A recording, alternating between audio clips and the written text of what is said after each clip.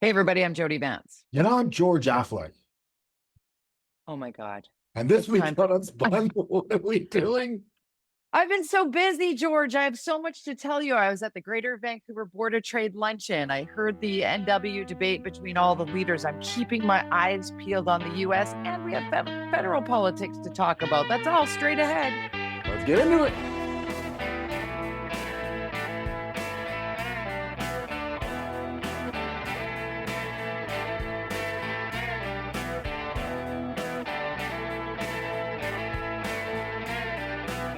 Okay, so you had a lunch. I did. Okay. So as part of this lunch, it was the Greater Vancouver Board of Trade Luncheon. I was actually invited on behalf of Sport BC. I'm working a little bit with kids sport, trying to only work on things that really feed my soul right now. And kids sport and Sport BC are definitely like right in the thumpy part of my heart. So I sat at their table and I was really happy to be there as all three party leaders, BC NDP David Eby, Sonia Furstenau of the Green Party, and John Rustad from the BC Conservative Party. And it was an interesting program, George, because each of the leaders had the opportunity to give a 10-minute speech. Mm-hmm. And then each of them had an individual sit down with the president and CEO of the Greater Vancouver Board of Trade, Bridget Anderson, former colleague of mine at Vancouver Television, longtime journalist, who does a great job. I think Bridget does a magnificent job. So, and of all the business leaders that are in the room, like everybody from C-SPAN to BCRFA and Ian Tossington and the team, like it was a who's who in that room. I don't know what the hell I was doing there, but anyway, I do. Sorry, I take that back. But these three leaders had just come off of a 90-minute leadership debate that was carried live on CKNW. Mike Smith moderated that debate masterfully, I might add. Smitty sometimes in a debate can sort of show his stripe, like he's a really strong broadcaster. Part of the debate. Right. He didn't. I enjoy it when he does, and I'm glad that he didn't in this particular one, because it really gave the leaders room to show, the teeth of it, the meat of it. Mm-hmm. And as part of the Greater Vancouver Board of Trade discussion, sit down, Richard Zussman was there, and I can't remember the woman's name, who did some recent polling about what the most important issues are for people and businesses, so residents as well as specifically businesses in Metro Vancouver are currently. So there was a lot to discuss, and interestingly, in the radio debate, I will say that it was clear that it was Rustad versus Eby in this situation. And Sonia Furstenau, who is a very savvy and well-spoken party leader, couldn't really fit into the conversation because she wants to bring it back to the environment. She wants to bring it back to big oil. But big oil doesn't have a lot to do with homelessness and addiction issues and affordability crisis and economics. And you know what I mean? It does have attachments to the economy, but it was tough for her. But this is a big loss for the Greens not to take advantage of this split that we have right now to find a center and win that center vote. They're just not really grabbing it. And at the Greater Vancouver Board of Trade Luncheon, I think she did capture some of it, because Bridget brought up 2017. And with the new polling that is out, George, and I have it here, the most recent Leger poll, is showing that the momentum is there for the BC Conservative Party. So that should give some fear to the NDP, right? I mean, but you have to win a certain number in certain ridings. We talk about it all the time strategically. It's not about a popular vote across British Columbia, but 46% of those who say they will be casting a ballot say they will do so for the BC Conservatives, and 43% for the incumbent BC NDP, 10% for the Green Party. So, and Sonia Furstenau, because they drew names randomly who would be going in what order. So it went Rustad, Eby, Furstenau. And so when Sonia went up, she goes, three things. First, that I'm the only woman leader. I'm the only actual elected leader. And then she said, and I'm the only leader in full-blown menopause, which brought the house down. Everybody laughed their heads off. It was so funny. So she diffused the room a little bit with that. And she did her speech, very well spoken. Then she sat down with Bridget, and Bridget kind of went, we could be looking at 2017 all over again here. Like, if the vote is truly split down the middle for the NDP and the Conservatives, the balance of power could once again land in the hands of the Greens. Oh, I see. Yes, yes, yes. Right. And Or and a few I independents. got to give you this one because it's the end of that long story. Sonia Furstenau looked out at the audience and went, looks like I have John and Dave's attention. It was really quite interesting. So it's full on politicking for sure right now. Yeah, and I think, and not to mention a few independents up north, and there's this balance of power could be held by the Greens and these independents, which interestingly, those independents are quite different in the Green Party. So I don't know how that's going to work. It's kind of like we'll get into the federal stuff later, but yeah, I think what's interesting now, it's happening, and you win elections on what's called pavement politics in this province, right? And so there were several announcements today by John Rustad: a new bridge to North Van, a train to North Van, a train in Surrey. ICBC getting rid of the age thing, all these car related and train related and bridge related. This is how the NDP won in 2017. They said, "Oh, no more tolls to Surrey." Yay, right. Surrey. So, and Surrey, to win this election, you need Surrey. You need to take Surrey, all of Surrey, and if you can take some of Vancouver, if you get like the West End or Yaletown. You get a couple of new ridings. This makes it possible for the BC Conservatives to win, because of course you're going to get all the other seats are fairly predictable. I'll tell you, there was one part though. Yeah. For those who might lean in on BC Conservatives now that BC United is no longer in this election, where David Eby was very prepared and even brought like props to the radio debate, which was interesting. No, he brought like, this is his actual one of the candidates for the BC Conservatives on North Island. I can't remember his name off the top of my head, and I should, but sorry, I don't. Who is emphatically saying that the mRNA vaccines cause AIDS. Yeah. And so being pressed on, do you believe that that is true? And there was a big fat non-answer by the BC Conservative leader. And there was some waffling. You could see that the polish wasn't quite there. He was starting to speak in some terms in front of business leaders that wasn't speaking to business at the Greater Vancouver Board of Trade. On radio, he kind of bobbled it, almost like, do you believe Donald Trump won in 2020? And we're going to get to the US vice presidential debate in a second. But those moments where you're like, ooh, that's not great that you can't just say out loud, no, mRNA vaccines do not cause AIDS. It doesn't. But it does look badly to the mushy middle. I'm just saying it. There were people in the room that were like, yeah. Right? But momentum's just saying, I'm not arguing it. I'm not arguing it, George. I'm bringing you here's what I saw happen. Let me explain where Rustad's head is right now. He doesn't care. Sorry. He doesn't care about that bullshit. He doesn't care about this negativity. The NDP's campaign is not resonating on that issue. Their ads aren't working.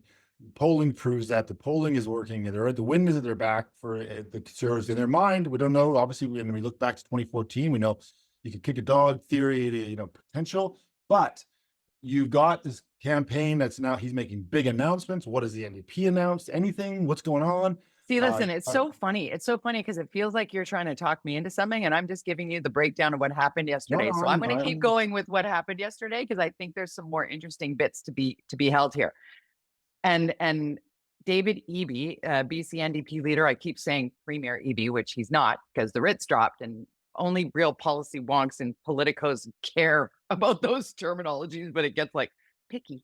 So David Eby had a couple of real foibles when it came to the polling that was done in the Greater Vancouver Board of Trade piece. So Rustad was weak when Eby brought up, do you doubt science? Because the guys that created the mRNA vaccine that saved the planet are sitting right over there, right? Like they were in the room, refused to answer. And then David Eby had to answer to all of the polling showing how the current government, people are saying that the current government is failing business and is failing voters. People feel unsafe in their cities. they cannot access the healthcare that they need, and they are finding the affordability crisis so severe that they can barely afford where they are currently living, never mind finding a new place to live that's close to where they work. So David Eby, like John Rustad went first, and there was like, wow. And then David Eby went second, and there was like, whoa. And then Sonia Furstenau actually walked up there and was like, these people are politicking like our grandparents, and it's not working anymore. And it was actually interesting to watch her hit some points. Well, it did. It sounded a lot like Drill Baby Drill versus, Kumbaya, and versus like, none of this is working. And she kept saying, this is the pendulum swinging back and forth between the two-party system. She tried to pull the Gordon Wilson. It didn't work. So look, she's got 10%. She's going nowhere. She might hold a balance of power, you're right, power. But at the end of the day, right now, people care about, as you mentioned, those issues and vaccines and all that other stuff that NDP is trying to make conservatives look like wing nuts, whether they are or not. It doesn't matter, because the momentum, it's not changing the numbers. It's making them worse. And so the NDP needs to change their strategy, because it's not working. They're going the wrong way. And maybe they have internal polling that's showing it's not, but I don't think they have a campaign. I don't think they know what they're doing. I don't think what does Eby stand for? What has he achieved? He should have called the election 1 month after he became leader. We talked about this way back then. I said it was crazy not to, because you did that opportunity to just own the government. He's a fill-in guy, and Rustad, you could argue, killed a giant in his own party. Took over. This is the guy that go, okay, well, who's the real leader around here? The guy who killed the other guy, as far as, the assumed leader of the BC, United/Liberals, brought up this BC Conservative Party and it's 4 or 5% in the last election. This is crazy. This guy is, even though he doesn't have all the leadership qualities, but we have a lot of historical premiers that haven't been dynamic. He's pulling it off at this point, and I would say you threw up air quotes there for people that are just listening. When you said leadership qualities, I would say he's an unproven entity on many, many levels. And he was kicked out of BC United, or the Liberal Party, for having some pretty out there positions that he's speaking to a base. And sure, that's resonating with British Columbians, certainly rurally and in the interior of British Columbia, in a way that we're seeing happen across the country, with the conservative movement that's happening, because the pendulum is swinging, as you say all the time. It almost doesn't matter. If you're in power for long enough, it's swinging in the other direction. And when you say David Eby doesn't really have a campaign, yesterday he did reference, when pressed on, who are you? Like, people don't trust you because you've been in power, and all of a sudden now you're going to figure out how to fix the things that are the big problems. So it was interesting. And I'm trying to pull 3 hours into a little teeny tiny diamond nugget of information here. But basically his message was, if we stop now, we'll go backwards before we can go forward, because the cuts to the things that we are currently building and doing will happen. Like, that's the promise. And there's no way to not have a deficit for the next number of years, and John Rustad's promise of putting money back in British Columbians' pockets, he had to actually discuss that doesn't start for another 4 years. His promise of rebates for, I'm going to fix this, but it doesn't start until 2028. Was like, well, how does that work? He's like, well, I got to get the deficit down before I can do that. So we have to cut the things before we give them money. So none of the math is working out for any of them.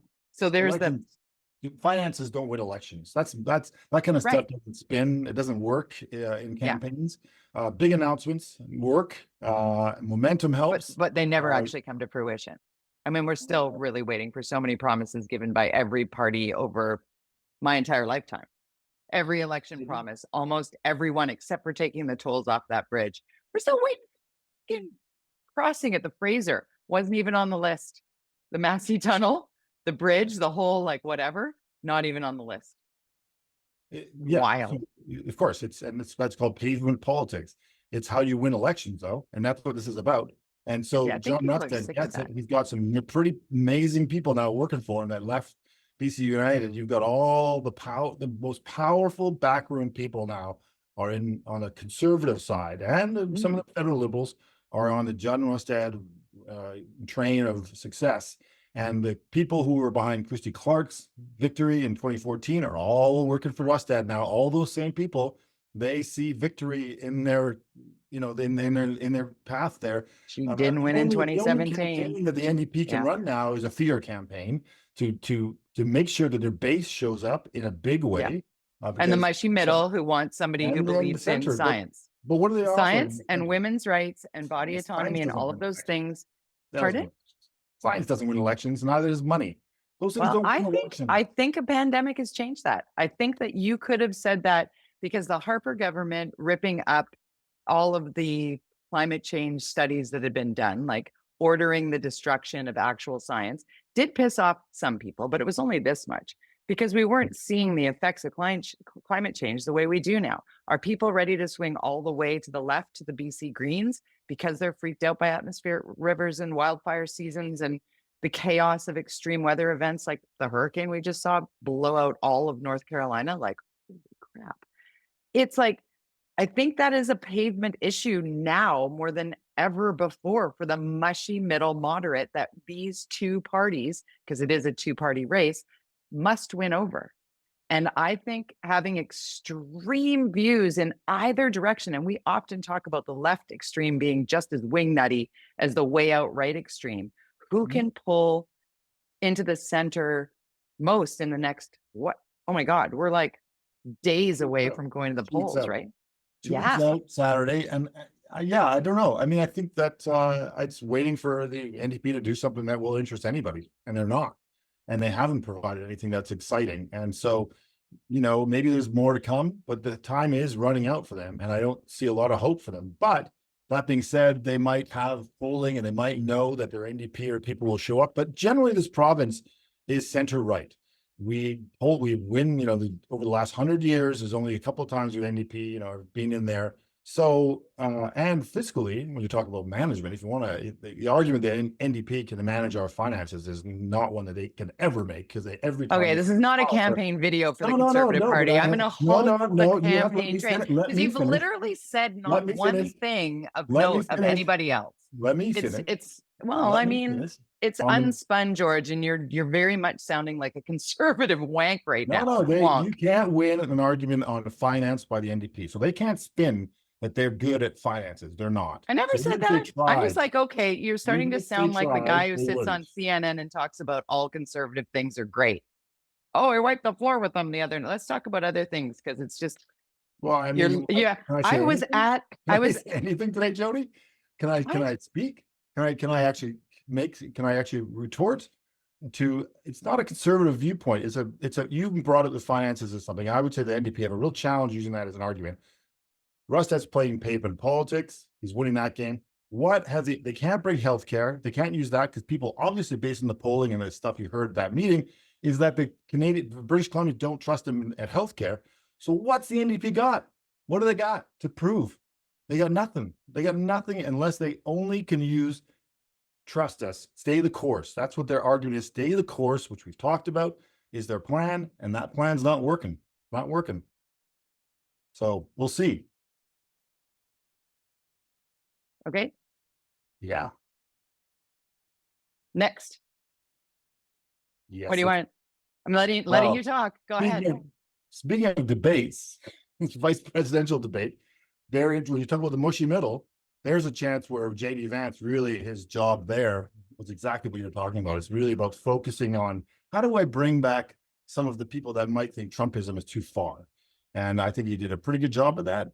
And I think, the debate was kind of a wash, but what do you think? I thought that Tim Walz looked like he was going to throw up off the top, which was like not helpful to his cause because he looked really nervous and he was not even remotely polished. And in every other time that I'd heard him speak, he seemed really comfortable in his own skin. Mind you, that's a great deal of pressure and a lot of eyeballs, where jody-Vance had that, I need to look like this is easy. And so he put on his pre-MAGA hat and tried to shift, but he really Tim Walz, after the first commercial break, when Tim Walz found his footing and realized, okay, I'm not going to have a heart attack, and challenged jody-Vance on some real red meat issues. Like, do you believe that Donald Trump won in 2020? And the non-answer was astonishing. And then into abortion, and fact-checked. Tim Walz fact-checked JD-Vance on that. And women heard that so loudly. And there were a couple of really massive stumbles, I think, for the Republican vice presidential candidate in the latter half of that debate. But it's proven that most people don't watch the entire thing because they just don't care. They just don't, especially the mushy middle types. They'd be like, okay, everybody's still talking. I mean, there was no like. I think the moderators went hard at him on the issue of his time in China and the Tiananmen Square. Where were you? And he couldn't answer it. He finally had to admit, okay, I misspoke.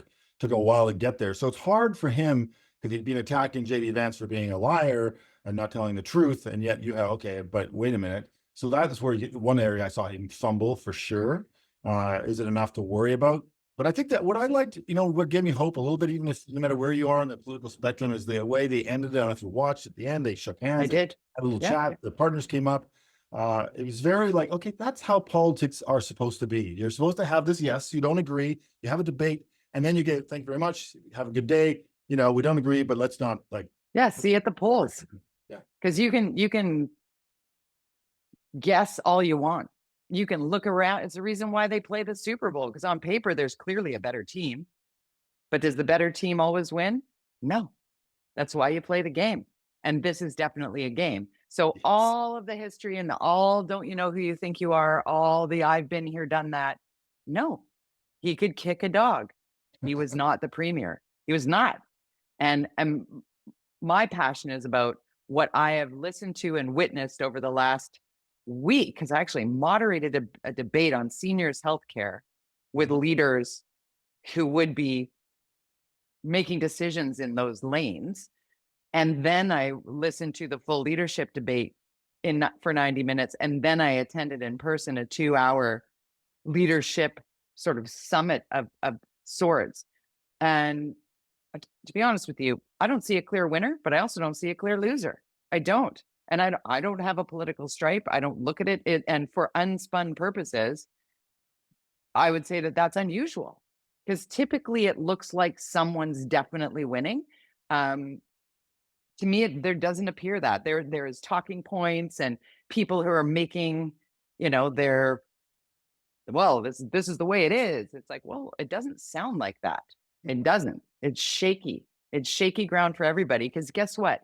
All of the problems, the addiction and mental health issues, the homelessness problems, the affordability crisis, the housing prices, all of those things are not unique to this province. You cannot pin all of that on one party in one province as much as you would hope to, because people are seeing it not just in this province, but across the country and across the continent and around the world. And people that are like, 4 years ago, I was better off. Well, no shit. All of us were. There was a pandemic. Of course, and we might be dealing with that federally because they're, Bloc Quebec laws are away. They're Talk pushing about that. that. There might be another call, non-confidence vote. The Liberals might get the boot before we know it. There's a lot of game playing right now in Ottawa, and we may be in another election soon after we get through this provincial one in Canada. I'm like, oh, not another election. But they're definitely trying to get what they want federally. The Bloc and NDP are kind of whatever. But it's going to be interesting. Well, explain that. With your political background, explain what you think happened there with Jagmeet Singh and the federal NDP in ripping up the proverbial agreement, because there was no ripping to be done. It was a supply and confidence agreement. It's like, we will support you as a government so that you do not. And then he went like, but not right now. Props. He's got to build his brand, and it's not working for him really. But I think that Trudeau's doing a better job of rebuilding his brand by going on shows like Colbert. But the Bloc have their very specific criteria that they need in Quebec, and right now they're going, this is the best time for us to negotiate on very specific things in order to keep this government in power. But you sort of wonder, okay, well, great. Meanwhile, Poilievre's going, sure, you can sign that deal, but the day I win and get a majority, if that's the case, if that happens, whatever you get, I'm taking away from you, because the chance Poilievre win Quebec are minimal. He'll be potentially, majority or minority, but who knows what will happen. But I think that Trudeau is doing a better brand build than the NDP's doing for their party, and Bloc's in it for Quebec. That's all they care about. They just want So I want to just put out there, just so people understand, because I don't know the deep details, but Quebec separatist leader is holding Trudeau to ransom is the worldwide headline, right? Yeah. Yves Francois Blanchet say Liberals must pass legislation or lose support of the party propping up the government. And the specifics are that Canada's embattled prime minister is very vulnerable. Blanchet tells The Guardian that the Liberals must act swiftly to enshrine protections for dairy farmers, boost payments to seniors to stave off fatal vote of non-confidence. So he warned that unless both pieces of legislation are passed into law by October 29th, his party would begin discussions with other parties to trigger a federal election. And they probably will be, I would imagine, because Trudeau doesn't want an election yet. He needs to rebuild his brand, and NDP don't want an election right now because they want to build their brand. And Pierre, he's ready to go, and let's go. I'm ready. The sooner they have it, the better is the Conservatives. Their momentum is now, and we talked earlier about momentum. You don't want to lose momentum. You don't want to go back. So Eby 3 years ago should have had the election. Totally have the election today if you get any. But in 6 months, could he have a majority? He might be a has-been by then. He might, but how does a Conservative government impact the Bloc though? Like, if they do trigger this election, which it looks like they might, who knows? Because I don't know what the repercussions are of passing those two things into law. I don't know enough about it. But if Pierre Poilievre becomes prime minister, how does that impact the Bloc, or does it? Is it just another? Well, if he has a majority that over all the other parties combined, if he has a majority, he can do anything he wants, as long as because our Senate no longer is biased, apparently. It's independent, so he doesn't have to worry about the Senate turning down anything that any law he decides to change. So he can reverse whatever he wants. Will he? I don't know. He also has some seats in Quebec that he'd like to get back. There are some Conservative seats that could win back in Quebec that he'd like. And he doesn't want. And Ontario is a very unusual place down by Ottawa, that area. It's kind of a little bit like Quebec. So he needs Ontario. He needs to win Ontario. But he also wants a majority, and that's not easy in Canada anymore. It doesn't happen very often. Majority governments, especially with the lackluster vibes that are around Conservatives, the ramifications of Conservative governments at the provincial level that we've seen in Ontario with Doug Ford, as well as with Danielle Smith in Alberta, because some of the less than people-friendly decisions that have been made, some of the boom, bust, and echo of that is like, oh, oops. And if Poilievre gets a minority, who's he going to partner with? Not NDP, not the Liberals. It's going to be the Bloc. It's going to be the Bloc for sure. So maybe that's how. Okay. Yeah, that's how he might. That's how he. So he won't. Whatever Bloc gets right now, they likely will be able to keep. So get it now. Get what he can, and he'll get it, because Liberals, Bloc hold this balance of power like Denver, but it's so weird that we have a separatist party that basically drives the agenda in our country. It's like, okay. It is wild. And the dairy farmers, that's the thing. It is a big, but I mean, who doesn't love our farmers? But why that as a thing? Is that lobby so powerful? Yeah, that's it. That's why. See, I've learned a lot over how many months. I must listen sometimes, George. Is there anything else that we wanted to get to here? No, I'm going away. I'm going to try and do this for my trip next week. We'll see if I can do it on my phone or wherever. I don't know what the internet's going to be like. He's going away. I'm going to make him do it. We're going to get George all liquored up from Europe. One more thing I want to question you about was, and it's super random, but the Jack Smith unsealing of the new January 6th. You were nerding out on that. I was nerding out on that. 165 pages. I was in it. It kind of reads a little bit like a spy novel, because it really does explain what Donald Trump was doing between Super Tuesday in November, when he lost the election, and the days that followed, when the whole I only need 11,421 votes and all that, whatever. and then riling up the people to storm the Capitol. And Mike Pence phoned him apparently to wish him a Merry Christmas. And What? Donald Trump was like, you need to not certify this election. And he was like, I don't have the right to change the election results. And he's like, you're weak and people will hate you. Like, learning the words that this man used, not in official capacity, which is what Jack Smith is alleging, right? Like he is putting it down. This is not an immunity case that the Supreme Court was talking about. So when James Comey dropped that letter about Hillary Clinton that turned out to be a nothing burger just prior to the election in 2016, Trump said, beautiful, great. And now he's like, election interference. What do you think it is? Do you think it's inappropriate to have these things drop just out of an election, or it doesn't matter? Like a little bit. And it makes you wonder if the NDP are holding on to something here in BC. Oh, So, who knows? really?